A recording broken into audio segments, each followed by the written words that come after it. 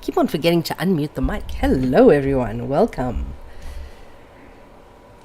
I hope everybody is well. Are you all well? Have you had something to eat? Have you had your water, taken medication, done all of those good things? And have you said something kind about yourself today?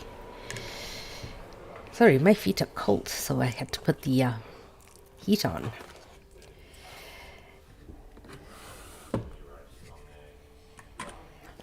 So, it is Thursday. It is a rainy day here. We just had a beautiful lightning storm. Hey, how are you, comrade? And yeah, it was a busy day today, still getting that room clean. I'll give you guys a tour once it's fully done, because I'm still struggling to actually manage things. But finally, it's clean, which is a huge step, which meant, getting on my hands and knees and scrubbing. Yay! So today we are on chapter 4, called The Female Fear Factory. And Pumla has a book called The Female Fear Factory, and it is built off the same idea, and I will read it at some stage. But the state of women and femmes and people socialized as such around the world is fear. And when we think about how we exist in society, we are constantly told, don't do this, don't do that, carry your keys in your hand, have some sort of weapon like a set of knuckle dusters or pepper spray or something like that. We are told to do things like scream fire instead of rape, so that people will actually pay attention. You don't scream help. A lot of people recently have been taken to pulling strands out of their hair in Ubers, so that just in case they go missing, they can trace that they were actually in that Uber. It's vile. Covering our drinks. It is all built on fear. So let's get into it. If you want to follow, it is on page 78. The Female Fear Factory is as theatrical as it is spectacular. By theatrical, I allude to the exaggerated performance in front of an audience in terms that are immediately understood. It is spectacular in its reliance on visible, audible, and other recognizable cues to transmit fear and to control. Performed regularly in public spaces and mediated forms, it is both mythologized, sometimes through a language of respectability and at other times through shame. In his essay, Rediscovery of the Ordinary, Jabulo Ndebele describes the spectacular as that which prioritizes the obvious and retains its grip on the imagination long after the encounter has passed. So what does he mean by that? It sticks in our minds. The spectacle remains because we remember it through experience. The spectacular, the spectacle is so well known to us because it takes something that is seemingly ordinary and implants it in our minds to the extent that even past the encounter, we remember. Our bodies remember. Our psyche remembers. This is the situation in which I felt X, Y, and Z, so therefore I have to do A, B, C in order for that spectacle or in order for that incident to never reoccur.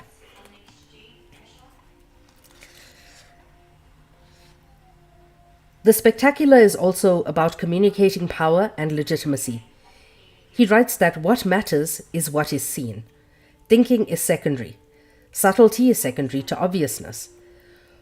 What is finally left and what is deeply etched into our minds in the spectacular contest between the powerless and the powerful?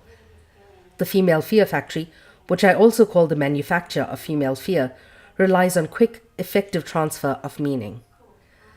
a partner breaking a plate, punching a door, shoving things off a table, fists against whatever is in front of them,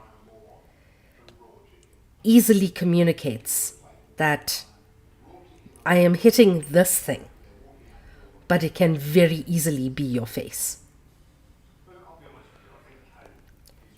To normalize depends on a combination of seemingly contradictory processes, frequent repetition of performance until the performance becomes invisible. In other words, when we see and hear something over and over again, we stop seeing and hearing it. It retreats into the background where, like static becoming white noise, we come to expect it. So, after a couple of times of the partner banging their fists against the table, breaking the plate, etc., etc., you know the look. You know the raised eyebrow. You know the quick turn of the head. So they no longer have to break the plate or bang their fists against the table. You know what they're telling you. You know the sudden changes in their inflection in their voices. You know the sudden changes in the way they step through the house. We come to expect it in a process of partial desensitization. Once this happens, its interruption becomes strange, dangerous, and often unthinkable. So when a partner comes home, and they usually come home drunk and violent, all of a sudden, the day that they come in cheerful, it's like, hang on, did I do something? What did I do? What did I do today? Like, what's wrong? Like, how do I process this?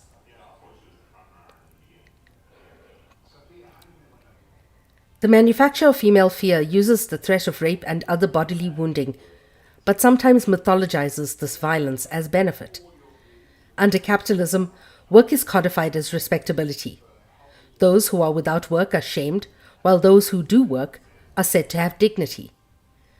To want to work redeems the worker from a fate of uselessness, dependency, and laziness. Those who seek to take the factory apart want to determine compensation or want their own labor, or who want to determine their own labor are demonized. So, if you want to change the ways that our society or even our immediate vicinity functions, we are demonized for it. We are saying we are upsetting the status quo. We are disrupting something that is normal. And when we disrupt something that is normal, we are seen as the problem.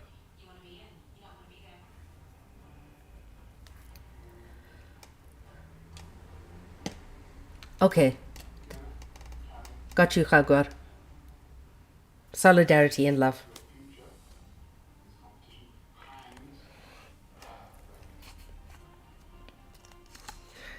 Like a real factory, it takes up public physical space, requires bodies and different components, like an assembly line, involving movement with addition of components as the belt moves seamlessly from post to post. It is a machine set to work in one direction and one that could injure those who get in the way. Interfering promises injury to any body part that attempts to interfere with the process. It needs a power source and an effective process of production. Its products are ready for consumption, and although harmful, it finds such high circulation that it seems normal. Although the product is female fear, its product are generalized fear in all audiences. So, anybody who gets in the way. I don't want to get in the way of that fight that is going on between partners over there, lest I get hurt. I don't want to get involved lest I disrupt the dynamic of whatever is working in society here. I don't want to save that woman from being beaten by her husband because I don't want to get involved in something private lest something happens to me. And that is the culture of fear that is cultivated through this machine that is patriarchy. The threat of rape is an effective way to remind women that we are not safe and our bodies are not entirely ours. It's an exercise in power that communicates that the man creating fear has power over women who is the target of his attention, teaching women who witness it about their vulnerability either through reminding them of their own previous fear or showing them that they could be next.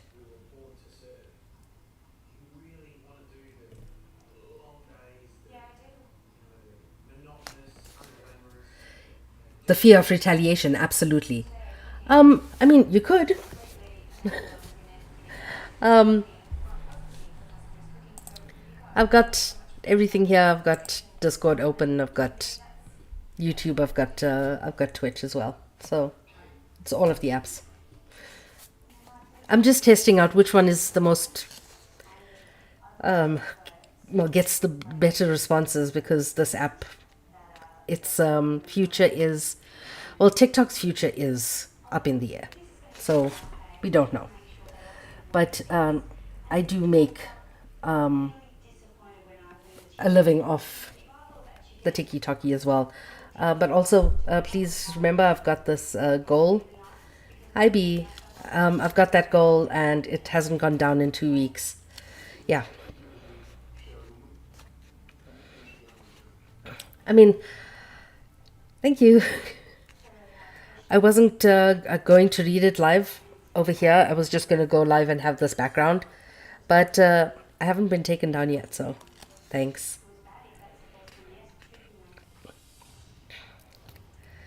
So the threat is always there. The threat is there in a very effective way that shows us we are never safe. That we can always be a victim to this violence if we disrupt the flow of things. We need to acquiesce, else we will be the next target. And it reminds me of a live I was on a couple of weeks ago where somebody thought that I was an immigrant in the US. Their comment was, "Oh, we're getting the Hispanics, you're next." And he called me a slur for Indian people.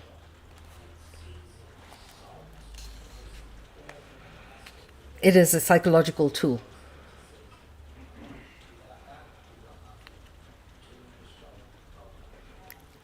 It's an effective way to keep women in check and often results in women curtailing their movement in a physical and psychological manner.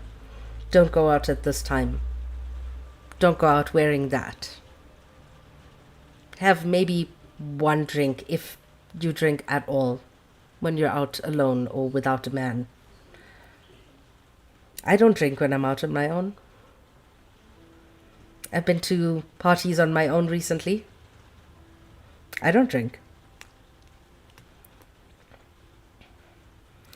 The manufacture of female fear works to silence women by reminding us of our rapeability, and therefore blackmails us to keep ourselves in check.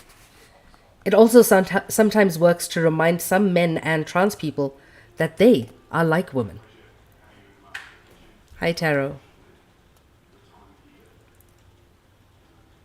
And therefore are also rapeable. It is public fear that is repeatedly manufactured through various means in many private and public settings. The Female Fear Factory explores the many sites wherein female fear is manufactured.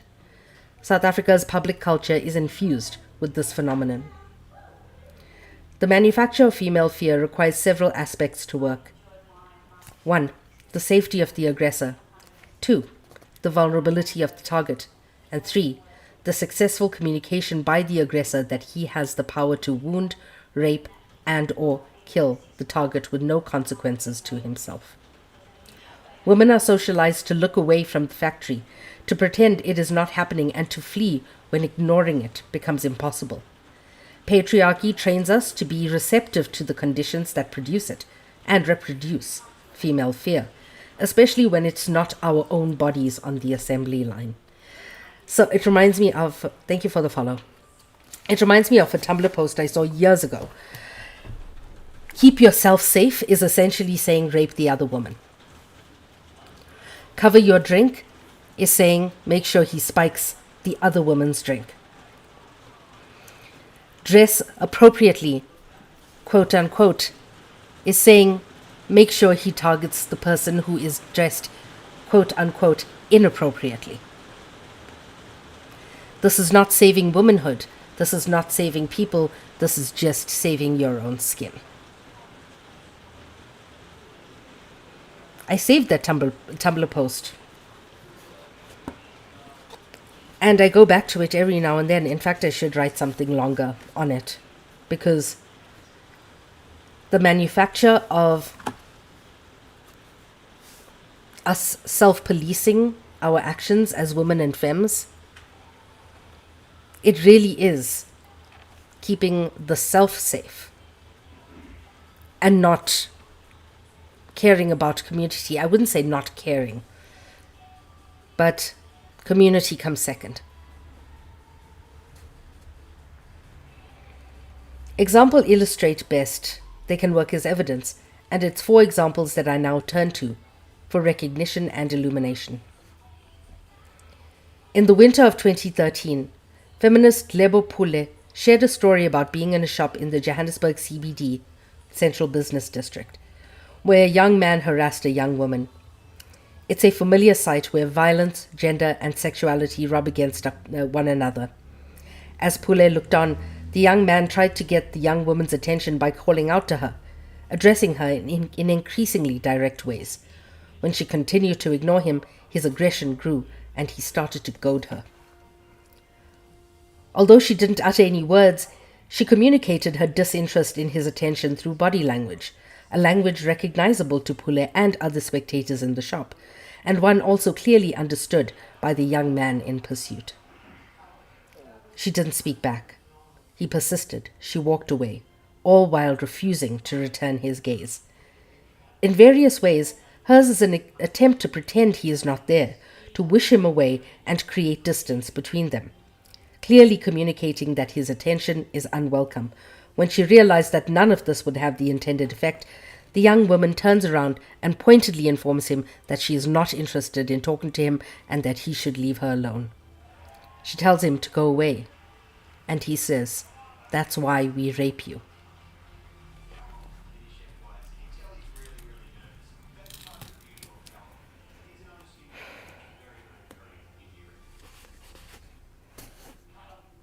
An enraged Pule intervenes, interrogates the man, asking him, "How is that why you rape women? How many women have you raped?" Increasingly, the rest of the shop watches in slight shock at Pule's confrontation of the young man, finding her behavior strange. They're surprised that she intervened at all and will not let it go, making the young man uncomfortable. They are so accustomed to this kind of behavior, the man's behavior.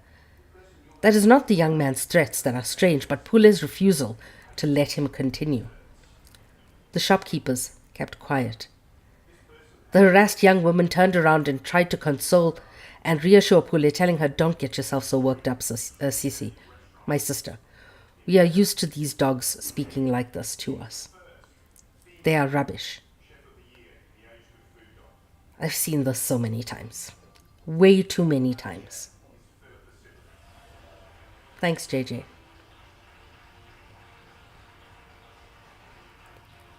Various versions of the story play themselves out in public several times a day. At the same time, there are specific social aspects of this particular incident. The first is the refusal of the young man to take no for an answer. While the woman knows he is a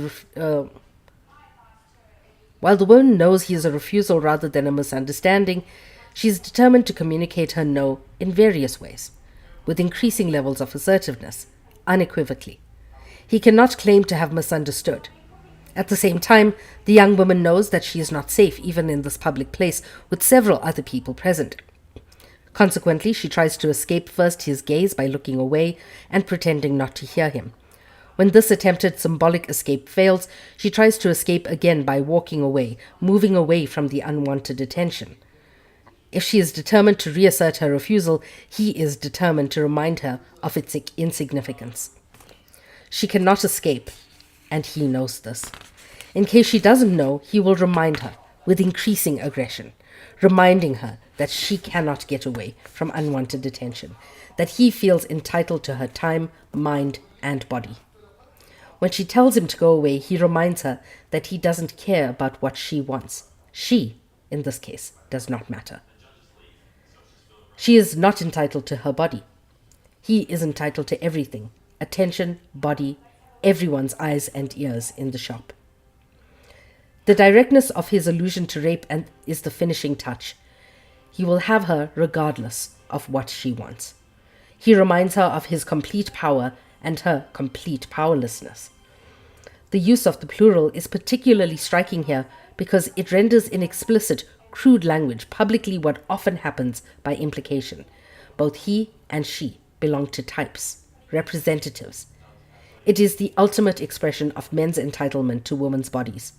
She can either surrender to his advances or she is made to submit.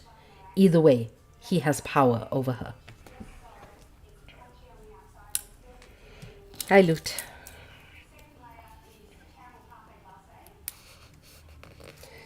Equally instructive is the freedom and safety this man feels to be the aggressor and to express his threat of violence in full view of other people. His safety relies on her vulnerability. No challenge to his power will be effective, he seems to be saying. He is secure in his power over her, and others like her too, because he has the conviction of repetition. Nothing will happen to him, even in a shop full of people.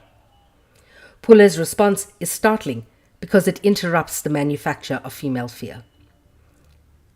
Unlike the other shoppers, she will not remain silent. Unlike the shopkeepers, she is not coward. The interruption of the female fear factory assembly line is strange because it deviates from what has become normal. Thank you. The young man is stunned into silence for the first time since the encounter started. The element of surprise disarms him, so effectively that he not only remains silent, but he ultimately leaves.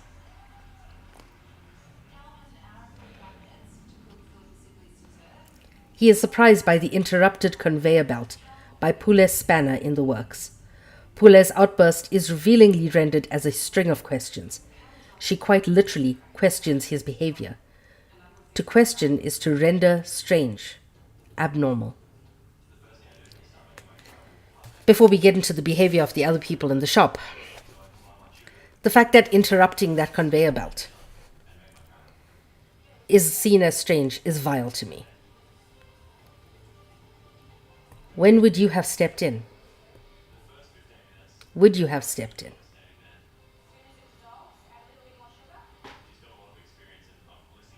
At which point would you have stepped in?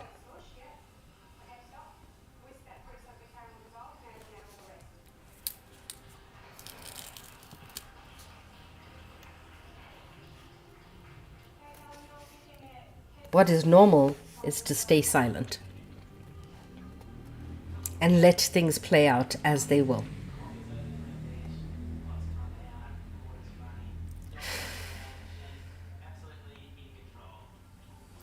The behavior of the other people in the shop is revealing of what enables the repeated performance of the threats of violence against women in public.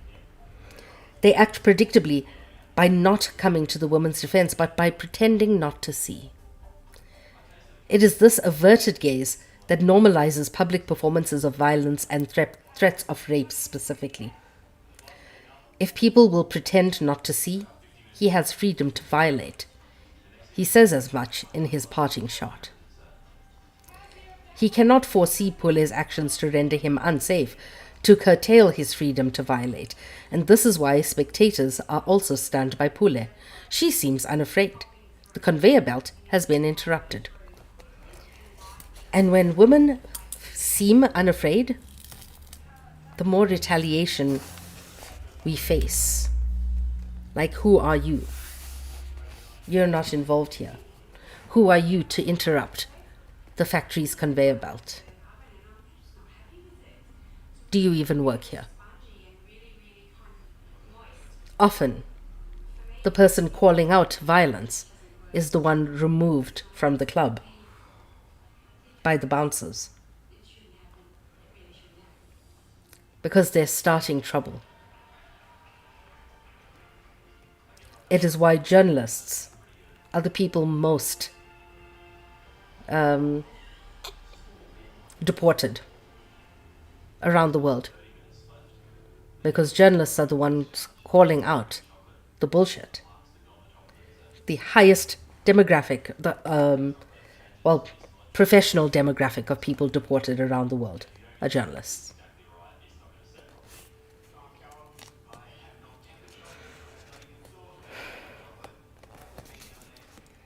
This is what the young woman also confirms when she comforts Pule, referring to how pervasive this threatening behavior is, as well as trying to convince Pule not to be too upset. And I think it's twofold here. Because, one, please don't start trouble. Two, please don't start trouble because he might follow me. Or he might follow you.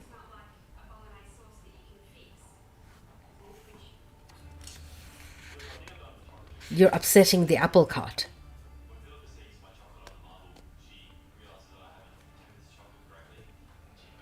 The young woman refuses the normal but also recognizes that Pule rejects the aggression as normal. In other words, she exhibits an ambivalence that is striking. Although not compliant herself, she is not quite as outraged as Pule is. What the exchange between the two women illustrates is reciprocity. Pule's actions are in defense of the young woman, rendering the aggressor unsafe and fortifying the young woman's resistance. She responds aggressively towards the aggressor and helpfully towards the target. The young woman, in turn, recognizes this and attempts to make Pule feel better.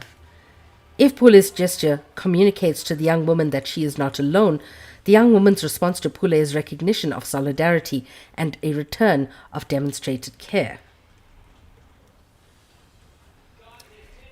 It's sweet. Yes, I appreciate this. I'm really grateful that you stepped in, but I am now afraid for you. It's still fear.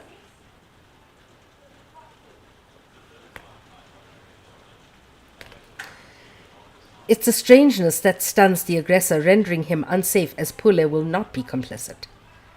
The safety of the aggressor lies in the absence of consequence, in a complicit and coward audience, a target that behaves appropriately, ignoring, shrinking, cowering. A story such as this highlights various things about the working of the female fear factory. When the man targets the young woman with increasing levels of aggression, he knows that although others feel uncomfortable and possibly disapprove of his actions, they will still do nothing. She knows this too, and this is why she initially attempts to make herself invisible, to shrink. However, even when she decides to defend herself and responds by telling him to leave her alone, nobody comes to her aid.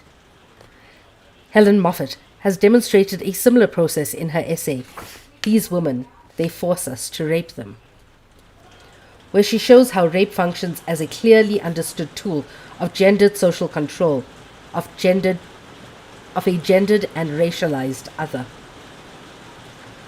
Although Moffat's essay has even more relevance for an earlier chapter, I find her formulation of this social control as an unacknowledged gender civil war quite apt here.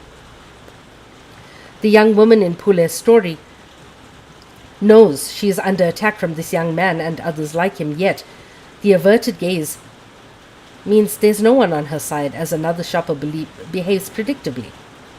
In Pule's absence, nothing would mediate the acts of gender warfare against her. Moffat's essay title also has obvious connections. Her quotation of rape justificatory narrative rhymes with the words of the man in Pule's story. In that moment, she knows she's in real danger of attack and that likely nobody will come to her aid. He knows this too, because we behave predictably as a society. Don't get involved.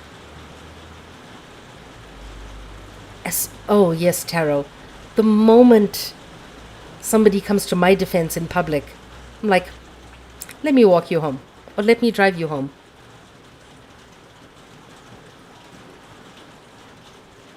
Yeah, it is raining. It's been raining all day. We had a beautiful lightning storm earlier.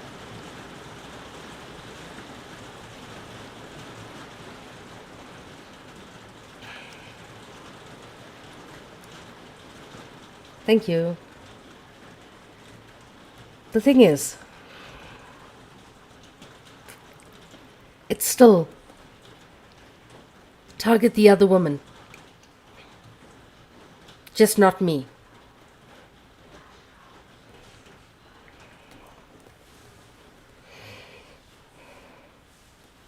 The other women in the shop know this too, although they would undoubtedly appreciate someone coming to their aid when they are harassed in public. They don't act as they would have someone act in their defense. And I find this about a lot of people. Like, what would you like me to do for you? When I ask somebody what do they need, they don't want to articulate what they need because they're too afraid to ask for it. Because our society has taught us that self-reliance is the only way to go, that we are, in essence, alone. That this individualism that we've been told is the only thing that gets us through in life, is the only thing that is going to help us in any way, shape, or form. One of the reasons I do things for people is it's things that I wish people would have done for me.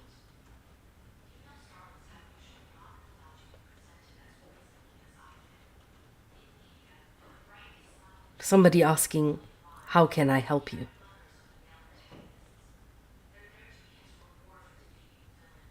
Somebody asking,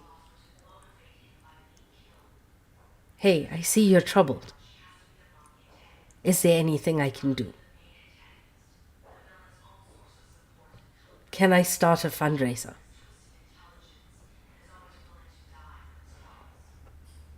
Can I take that off your plate?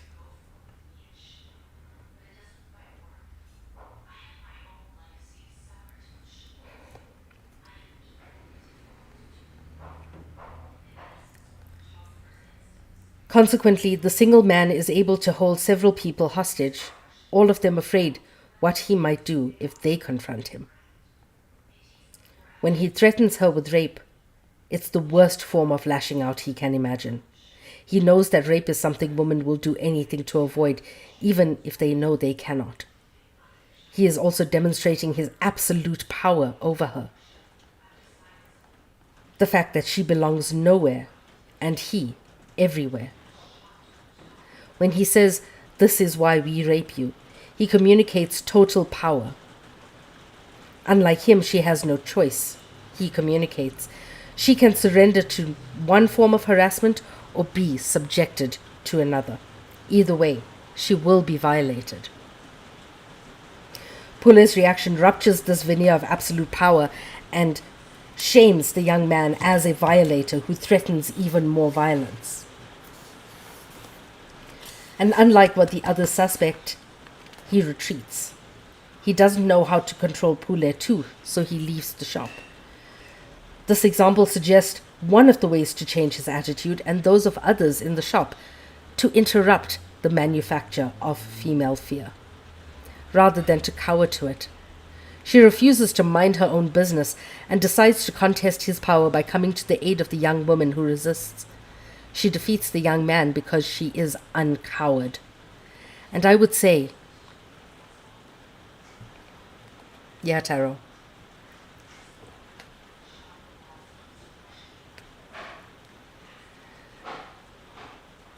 I think it's more than her standing up for the woman in question in the shop.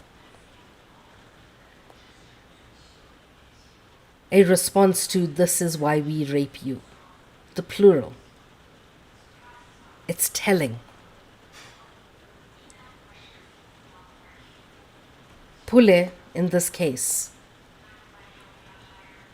is not afraid by this and is not just coming to the rescue of one woman.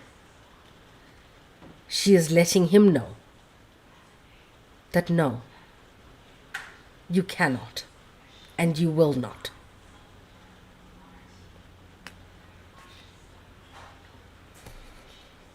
Any questions so far?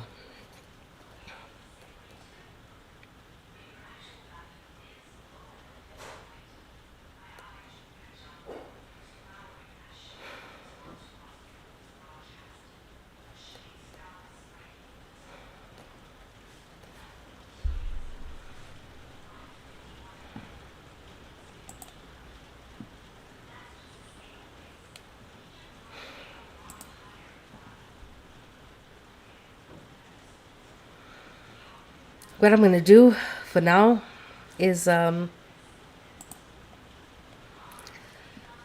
going to.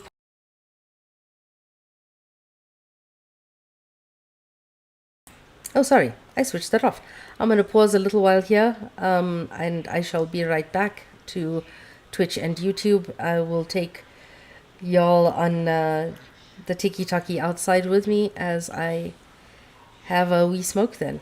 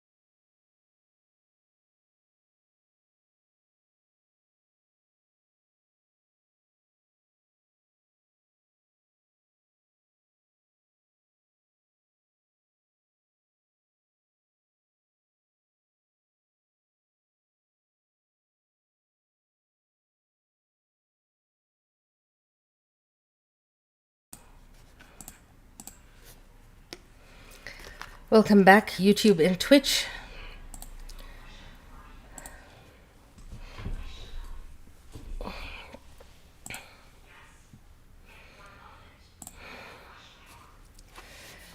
Now we'll get into Anine Boyson.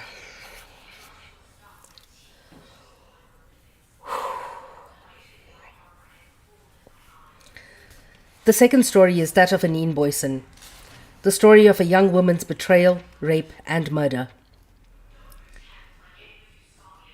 On 2nd February 2013, Anine Boyson, a 17-year-old girl from Bredasdorp in the Western Cape, was raped and disemboweled after leaving a tavern close to her home with a young man who would later be convicted of her rape and murder, whom she had known as her brother's peer. Discovered in a pool of her own blood, with her intestines hanging outside her body, she was left for dead at a construction site not too far from her home. Her friend Monisha Reiters was quoted in Kate Stegman's Remembering Anine Boyson, The Sound, Fury and Politicking, published in the Mail and Guardian 11 February 2013, as having said, "Dit kan met enige een van ons nou gebeur. Dit was vir ons kinders 'n voorbeeld voordat ons nie so laat loop nie. This could happen to any one of us. This is an example for us children that we mustn't walk around so late at night." Boyson's story is devastating in so many ways because it's a story that highlights how elusive safety is for women. Boyson went to drink at a tavern that's in the same area as she's lived for most of her life. Located in her community, among people she has lived with, whose names she knows. She drank with people she knows, not the strangers that girls are often told to avoid in an effort to remain safe from harm. She followed the script given to girls and young women about safety. Not going too far away, where she chose to drink, she did so with people she knew by name. And when she eventually left the tavern, she did so with someone who is her brother's friend, someone who was to act as a proxy for her brother. Boyson made sure not to leave alone, a decision she knew would put her at risk. She did what girls are told. She left with a familiar man with whom she'd had a relationship, a man who would signal her protection to other men in public at night. She tried to protect herself by not making herself vulnerable, knowing that women are supposed to be afraid to walk home alone at night, and she had learnt this lesson of fearing freedom.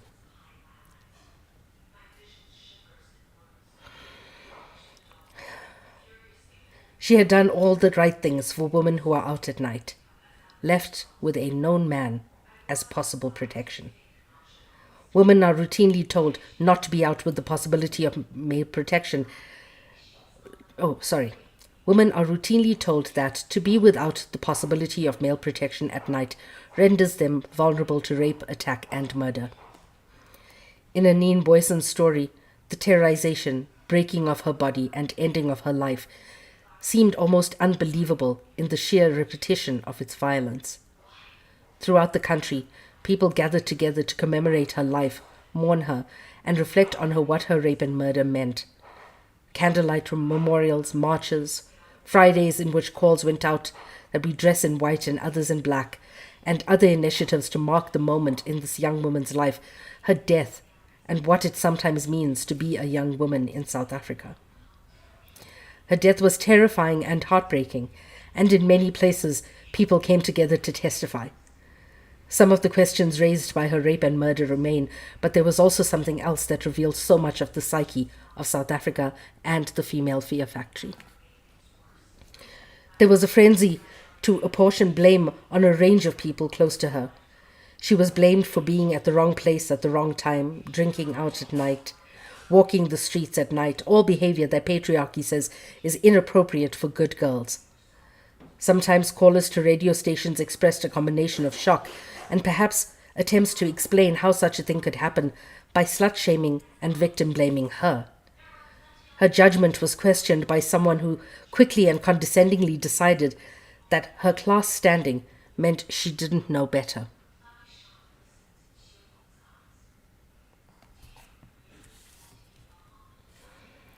Several others argued that this kind of brutality is what poverty reduces people to, explaining away the responsibility that her attackers, rapists, and murderers had. Days passed.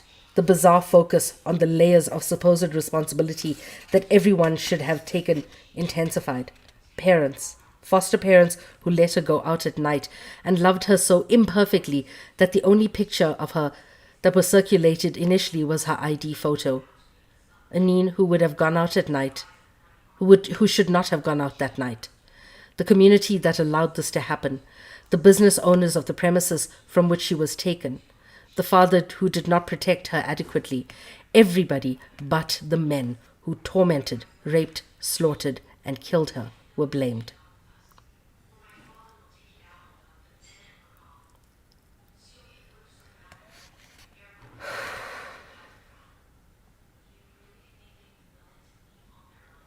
I remember this so clearly.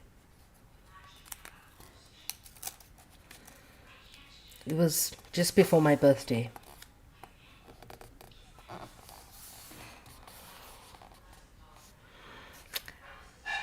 I had turned 29 that year. And I wasn't really keen on celebrating my birthday because my eldest cousin on my dad's side died when she was 29. And I was turning the same age that she remains.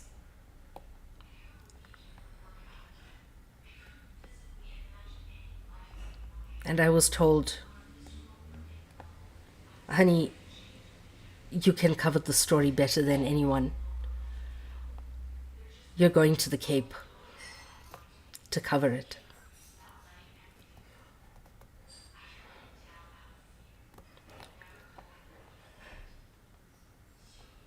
When I heard the details of the story, I couldn't breathe.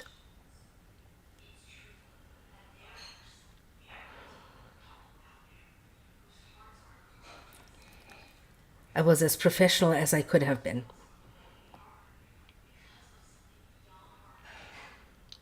But every night I went back to the hotel room.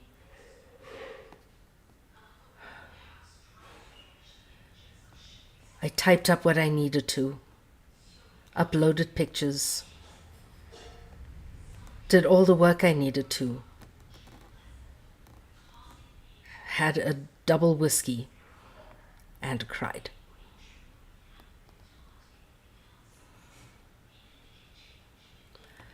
And I don't know who I was crying for.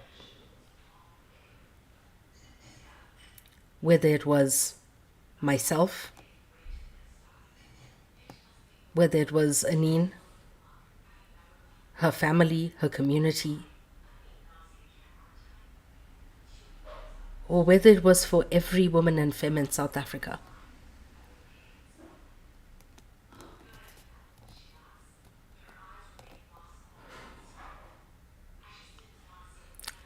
I think it was all of the above.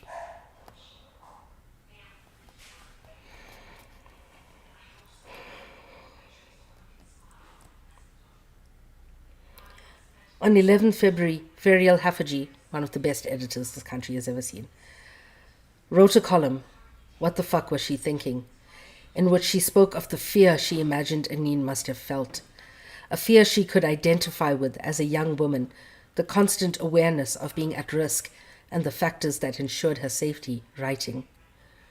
When I read Aneen Boyson's story,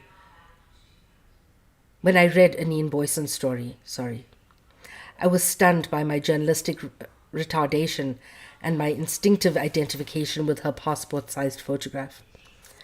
The fear of attack was like my shadow growing up. Walks home from school were made with eyes sharply strained backward, forward, backward. Hafaji points out to the pervasiveness of female fear that she recognizes what happened to Aneen as the horror that all girls are reared to fear. The excerpt always shows that girls are taught to fear being in public spaces no matter what time of day it is. Hafaji would be in uniform, straight from school, and still afraid of attack and rape. Later in the same piece, she asks, "Tell me, Anine Boyson's life might not have turned out differently with better safeguards." No.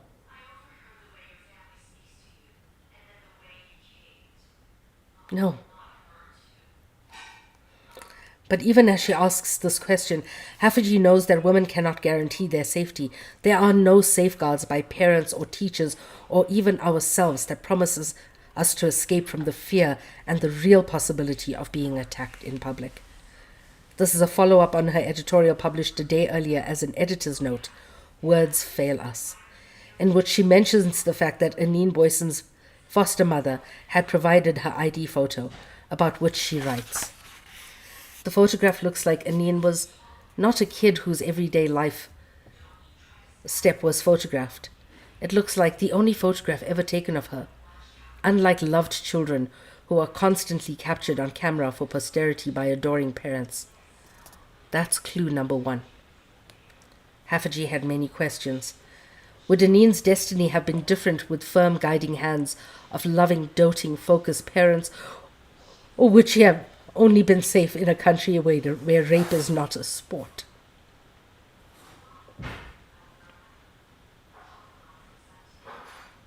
I have loving, doting parents. Even I wasn't safe.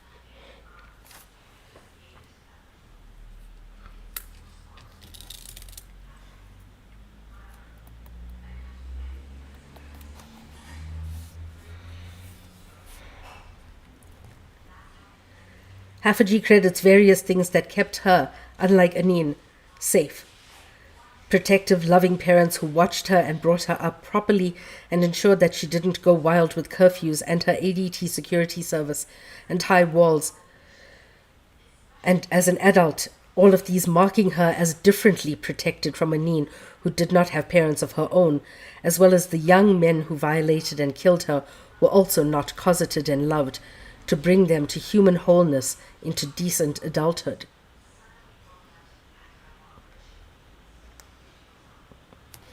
Haffiji stands here as astounding, not least because of who she is and her consistent writing against gendered violence in the past. She knows that loving your children does not protect them from harm. Cosseted children are molested all over the world, sometimes by people who should have been protecting them. Anine Boyson's foster parents chose her and took care of her as best they could. They had to deal with the guilt of inadequacy that plagues even those parents who photograph their children obsessively. To be sure, Haffiji is no rape apologist, as her record of anti-rape writing clearly shows, yet her stance on Boyson, as evinced as these two columns, is an interesting commentary on the workings of the female fear factory. On one hand, Haffiji recognizes that fear is a huge part of being in public spaces as a woman, naming it the shadow that followed her and her friends everywhere as a child, ever aware of the possibility of attack, watchful. Recognizing that this continues to be a fear for many women in public today, and that fear is consistently reinforced by various predatory men, known and unknown, like the taxi driver that frightens the young woman she starts her second column in conversations with, and the young mandrake-smoking men in her buildings as a child. On the other hand, she argues that safety is a possibility for children with adequately structured and loving parenting. I disagree. Here's the scripting of rape blaming as belonging to a whole range of people already traumatized by Anine Boyson's fate in a classic case of misplaced anger. Anine Boyson was victim and shamed, but her foster mother did not rape and slaughter her. In a country where violence against women is indeed a sport in which men from all backgrounds participate in alarming numbers, the class background of Boyson's murderers is not a convincing mitigation factor. There are several named instances of the female fear factor in the story. The first is the fear that Anine felt herself, that she sought to mitigate by choosing a companion to walk home with. Second is the fear she must have felt when she realized that she was about to be raped and killed. Third, the fear she must have felt abandoned on that construction site alone when the worst had already happened. Fourth, the fear that her foster mother must have felt not knowing where her child was. Fear for the safety of your children is such a constitutive part of mothering in a patriarchal society, especially one as violent as this country's. Fifth is the fear Hafaji speaks of, both that she felt as a young woman feeling vulnerable to attack by known and unknown men in public, and then the fear she manages as an adult middle-class woman with various safety factors or features in her home and car. Finally, Monisha Reuters understands the language of the fear factory. Not only has she lost her friend, raped and killed by men they both know, but she has to face her own trauma and grief without reprieve from the manufacture of female fear. She notes that she too is unsafe, and all of them are unsafe. This could happen to any one of them. It already has. Aneen was one of them. But even this must be a lesson in a spectacular communication of the manufacture of fear. It's a warning about what could happen if they continue to walk around late at night, even in their own community. The lesson on adjusting women's behavior and giving up access to public spaces is well communicated here. Changing our behavior constantly.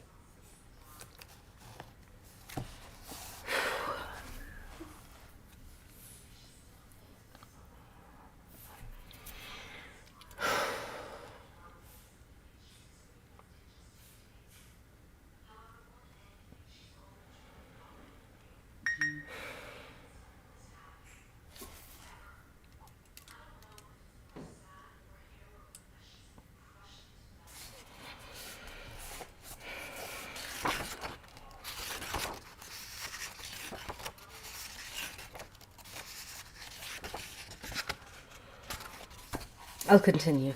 Thank you.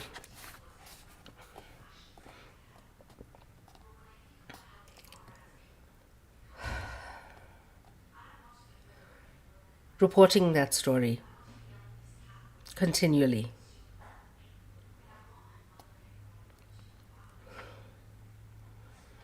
is what made me quit that newsroom the following year.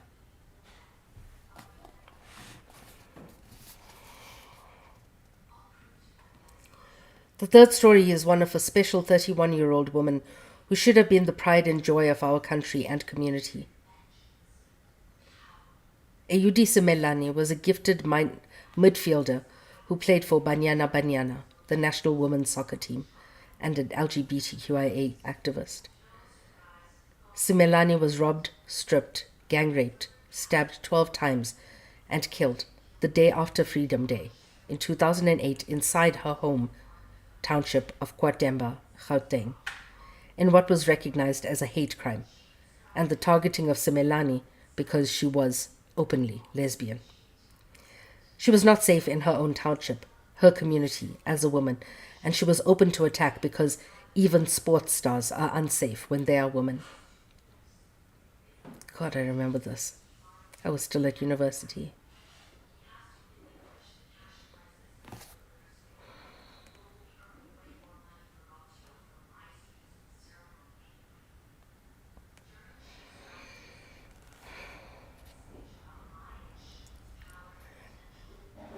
No amount of glory protects a woman from attack, rape, and brutal murder. There are many similarities between Simelane and Boysen, even if they lived in different parts of the country, raped and killed by members of their own community, and their bodies mutilated in particularly horrific ways afterwards. They were treated in this manner in the very places they called home by men they knew. For an out lesbian, Kwatemba is particularly disturbing for hate crimes because Kwatemba had an established, known, and celebrated gay subculture, where in the 1980s there were various expressions of out LGBTQIA expressions in public, as well as an established out community. Such attacks on women and on women who are out lesbians, even in spaces where they should feel safe, communicates the perpetual danger women face in public. It's a reminder that they should be afraid no matter where or who they are. Afraid because they are women, and afraid because they are women who love women. The Fear Factory also appeared as Temba Mvubu was seen muttering, "I'm not sorry," as he left court after being convicted of Simelani's murder and as an accomplice to her rape. In court, it had earlier been revealed that Mvumbu had instructed his co-accused, Tanto Mpiti, to kill Simelani since she knew him and therefore would be able to identify him. This absence of remorse was notable since Mvubu's role in the abduction had been established, as had the fact that he knew Simelani.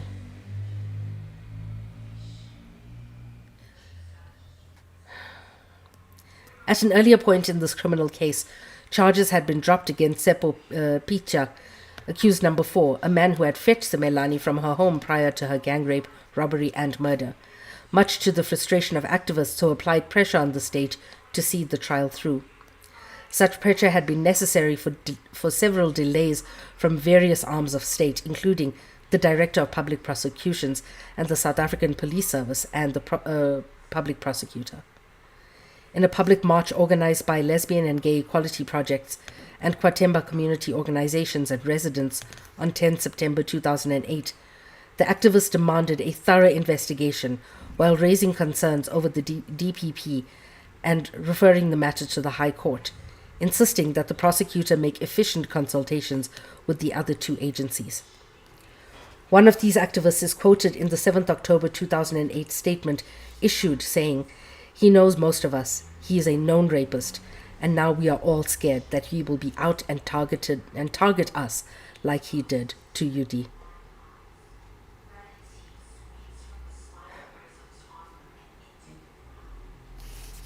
Before I can continue, I'm going to tell you about UD Simelani. Little bit of context. Football, or soccer, is seen as our national sport. Even though you hear more about our cricket and rugby teams. Bafana, the boys, they are our national men's team. I'm sorry, Taro. Bafana, they don't rate very, very well internationally. Banyana, on the other hand, the girls,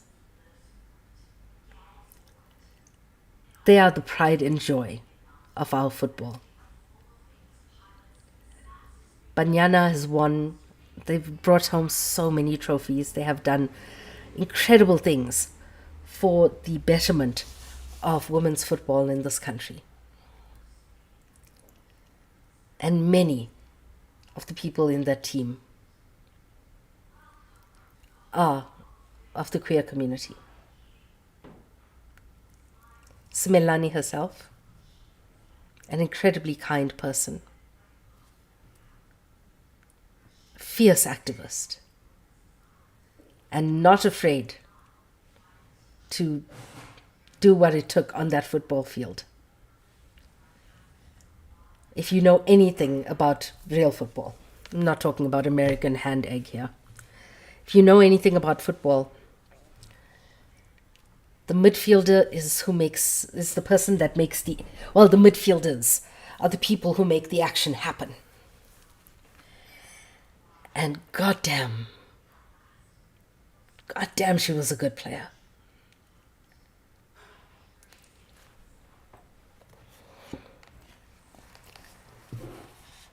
Fierce on the field, fierce with her activism, but incredibly kindly, soft-spoken.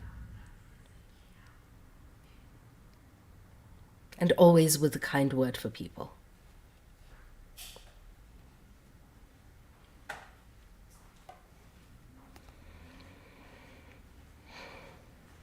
So naturally, she would trust the people in her community to keep her safe. Thank you, my love. Don't forget you have cherries in the fridge. I do. I'm going to have cherries and ice cream. You want? Gonna go sleep now? Okay. It's 20 past 11, love. Oh dear. Mm-hmm. Okay. Joy. You're handsome. I love you.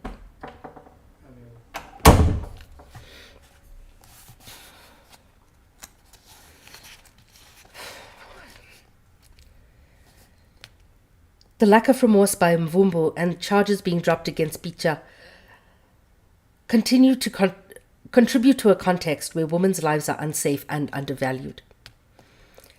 Both knew Sumelani, and she trusted one of them enough to leave home with him.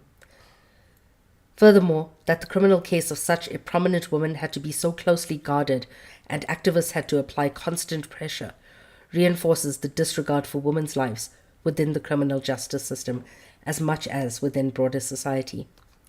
While women are rendered unsafe in their communities and are constantly reminded of this, including by seeing a man who is a known rapist, justice remains elusive for many.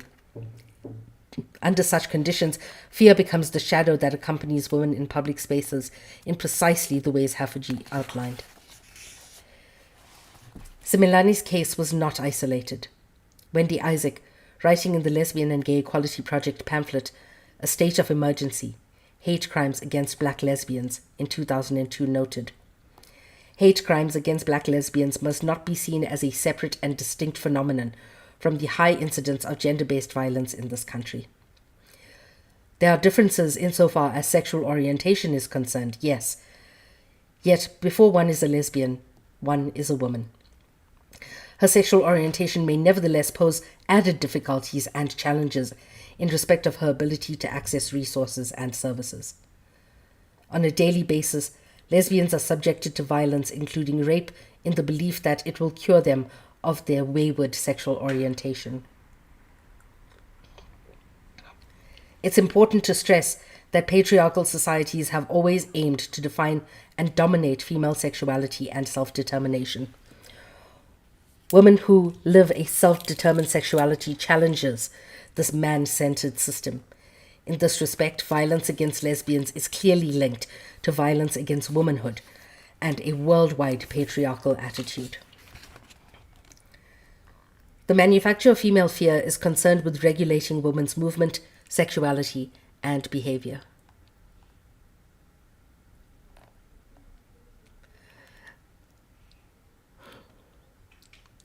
Our love, yes, he is our love. He brings us tea.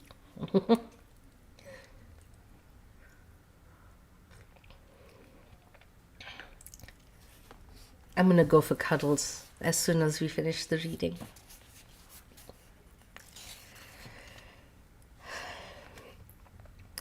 What has been dubbed curative or corrective rape is a manifestation of the desire to control, monitor, and police all aspects of women's lives. Lesbian women are marked as inappropriately sexual, and the motivation or justification for raping and or killing them often surfacing the desire to render them heterosexual. However, women assumed to be heterosexual are raped and or killed at alarming rates too. While lesbians are targeted in specific and regular instances, they are also rendered to be fearful of living for their lives on their terms, in collision of patriarchal and homophobic power that lies behind rapist men's sense of entitlement to women and women's bodies. Thank you for being here, Taro. The fourth story is drawn from the work of Diana Russell, a story of a woman who chose the pseudonym Lulu Dipa, who keeps news of her rape more than a decade earlier from her boyfriends out of fear. The manufacture of female fear is affected in ways that make Diba regulate the information in order to self-protect. It is also evident in other ways that her story, as the narrative reveals, asking why she conceals news of her rape from her partners, she says, "Our men want us to be pure. So I never tell any of my boyfriends that I was raped. The problem is not about losing my virginity. It's that being raped leaves a stigma. People do not sympathize with you. Instead, they say you wanted it. Any man who knows that I have been raped would lose interest in me."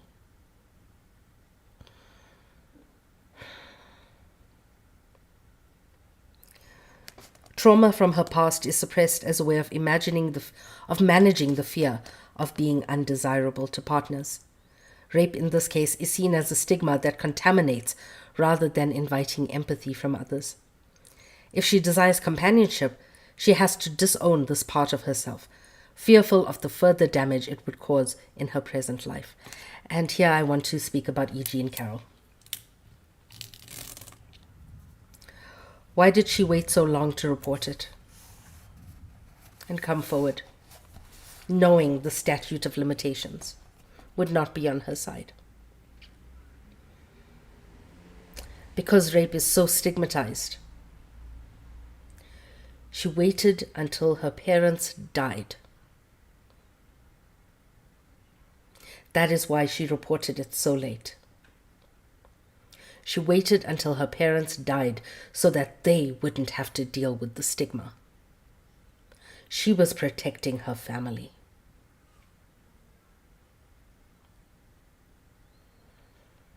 And you know what? Fucking valid.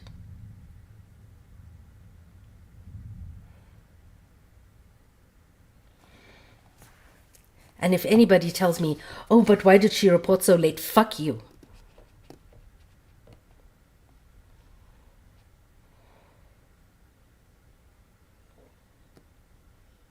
She reported late because of people who ask. People who shame. Jean Carroll is one of the bravest women in this world.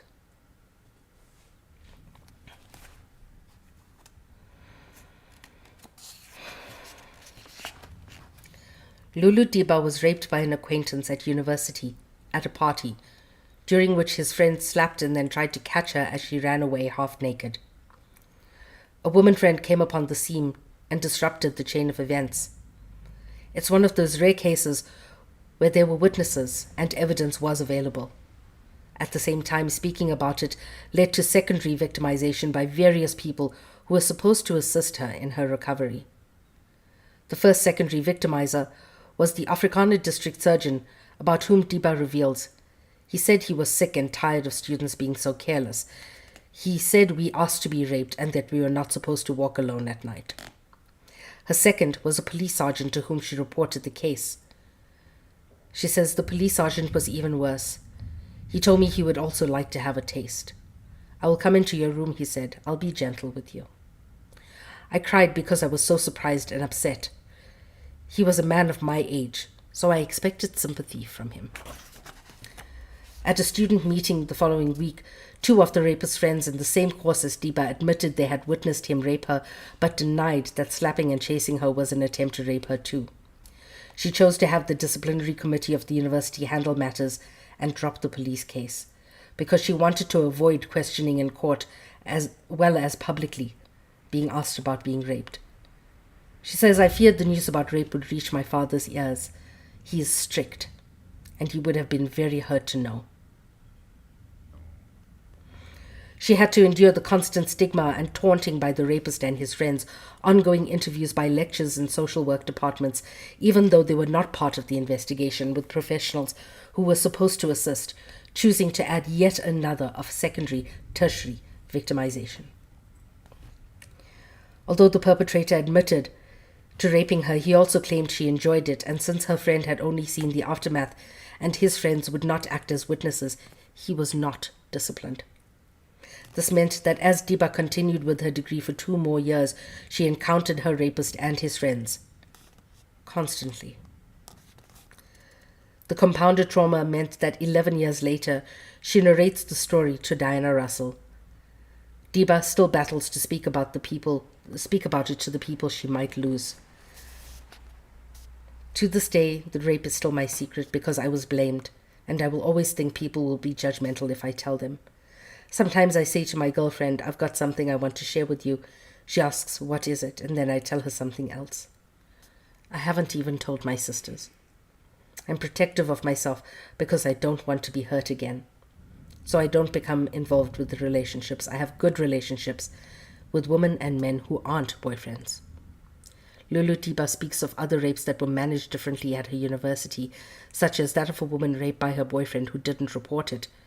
Speaks as well of the test matches, the name given to gang rapes at university. Yep, that's what they're called. Test matches involves girls' boyfriends inviting her to visit, and when she accepts, he would put brake fluid in her drink, which would knock her out, and then he and his friends would rape her. They did this to girls for petty reasons, if a woman's boyfriend thought she was too stubborn or felt that she was too high and mighty for him. This was his way of punishing her, of bringing her down.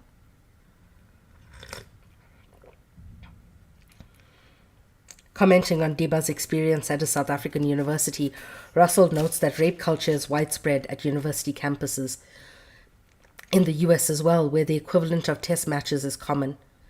She reminds us that denigrating survivors also discourages other people from reporting. It creates and reinforces a culture of fear for women who have access to the information, as well as to other rape survivors. Diba's story has layers of fear because her experience when she told the story to a range of people who should have come to her aid, as well as the fact that she was repeatedly blamed, shamed, and taunted, she fears similar, further repercussions.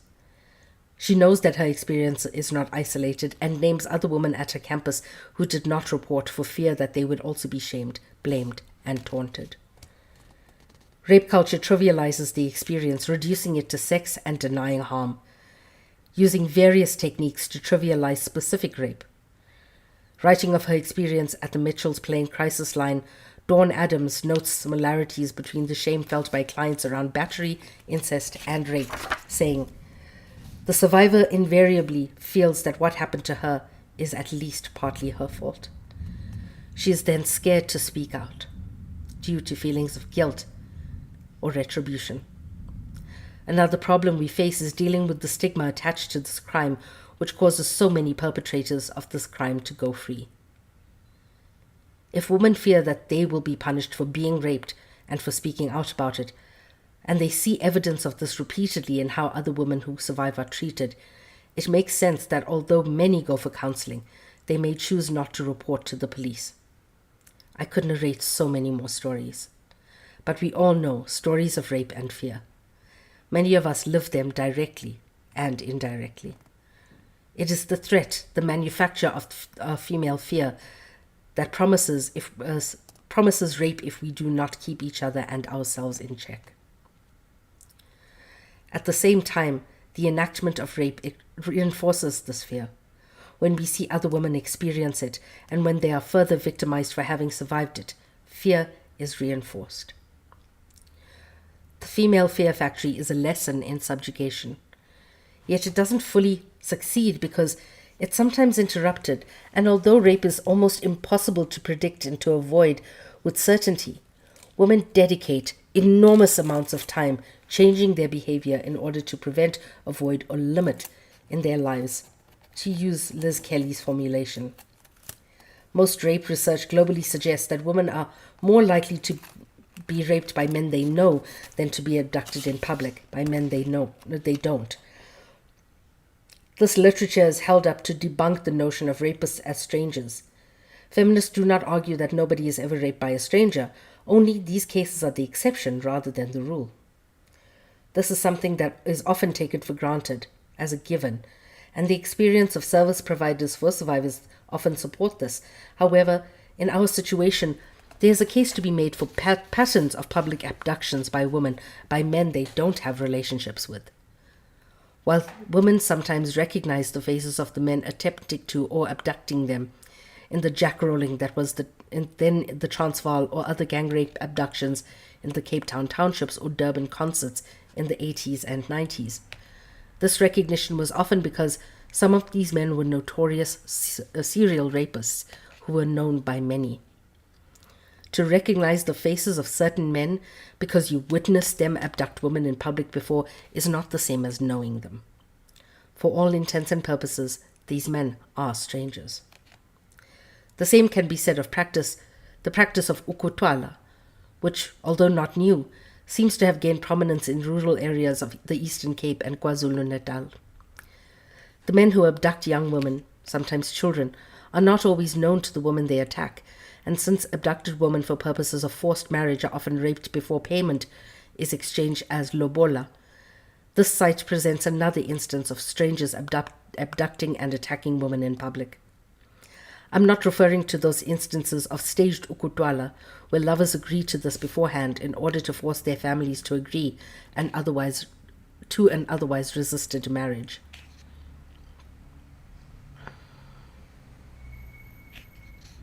Thank you, Taro. I raise these two types of abductions partly because of the generation of South African women I belong to, and because I remember how much time my peers spent discussing the fear of being jackrolled or being accosted by Insara when they went back home for the holidays from boarding school, as well as very vivid recollections of loved ones whose bodies friends held onto in resistance when notorious gangsters sought to abduct them. In my early teens, I also recall sudden obsessive watchfulness of my mother towards me and my sisters when we visit Nkono in rural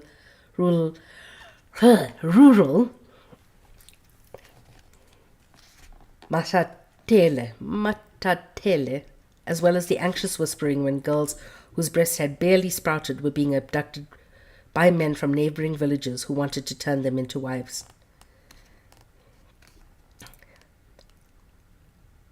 Matatiele. That's how you say it, matatiele. The female fear factory and the fear of gendered violence in public spaces is not simply symbolic. It's part of the recent experiences of growing up as a woman in South Africa and witnessing young women our age disappear and return, if at all, with broken spirits. It's a significant part of the collective unspoken, requiring that we temper our allocation of stranger rape to the margins of our anti-rape work.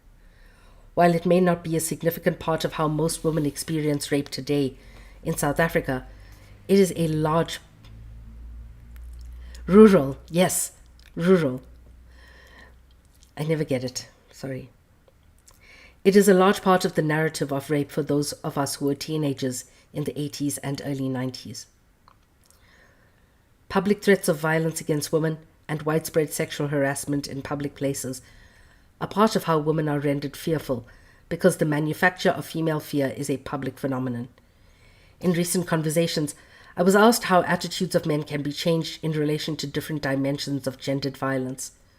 Most people in the conversation argued that education about the real harm and prevalence of violence against women would go a long way. I'm not convinced that this kind of education works, given the fact that the female fear factory, as well as specific manifestations of public abduction for rape I discuss above, happened openly, witnessed by different genders. I'm not sure why men from these spaces would need education. Surely men who walk the streets hear women sexually harassed, turn away from threats of rape issued around them, and are part of the same factory that women are pulled into. And this is why we say it is all men.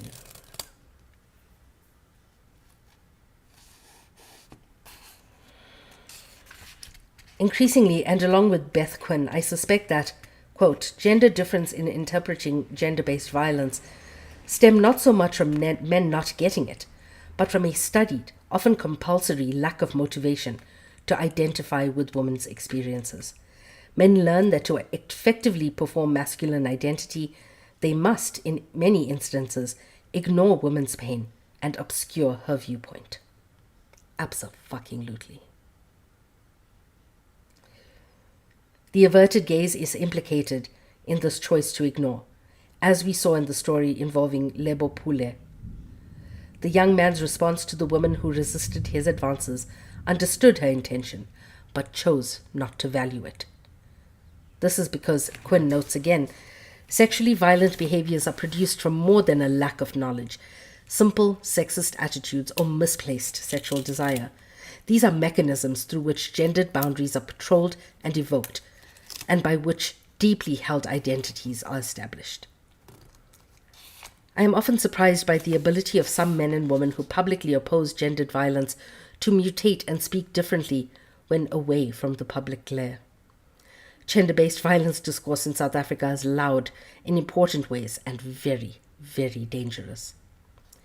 Walking out of a radio discussion on Kaya FM once, a man who represented a men's organization that teaches men to unlearn violence, who had minutes before shared the work they do with men to help them unlearn patriarchal entitlement to women and girls' bodies, turned to me in the parking lot and tried to entangle me in a conversation about how some forms of rape are understandable between lovers, but that the rest of it needs to be fought because it's brutality. I would name the organization if I still remembered its name, but since it was not one whose work I'd been familiar with prior to the interview, I now battled to recall it. I've lost count of how many times I have fought with or heard of another person fighting with a scholar of masculinities who says that men have a crisis. 2 years ago, in a meeting about sexual harassment at the institution that pays me, several male colleagues bemoaned the manner in which they feel unsure and under attack, don't know whether to leave their doors open, how to talk to women students who often come to see them, and don't want to tarnish their careers. This is the part of the backlash that we are now required to make them feel better about being men in a world that ensures we stop talking about what is under discussion, the routine violation of women, because we are women. And that is the chapter.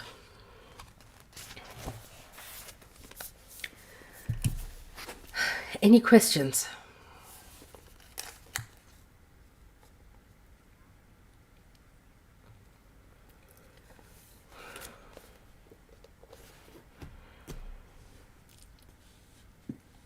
Alrighty, to Twitch and YouTube, thank you for hanging out with me.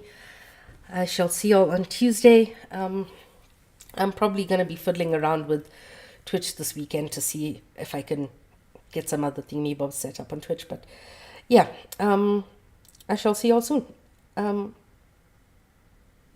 Thank you for hanging out. And if you are not following me on Twitch and YouTube, please go over there. It is in my link tree. Yeah, I'm just fearing for the future of the tiki-taki. So yeah, go ahead and follow me there. And I'm going to stop here for now. Have a good weekend.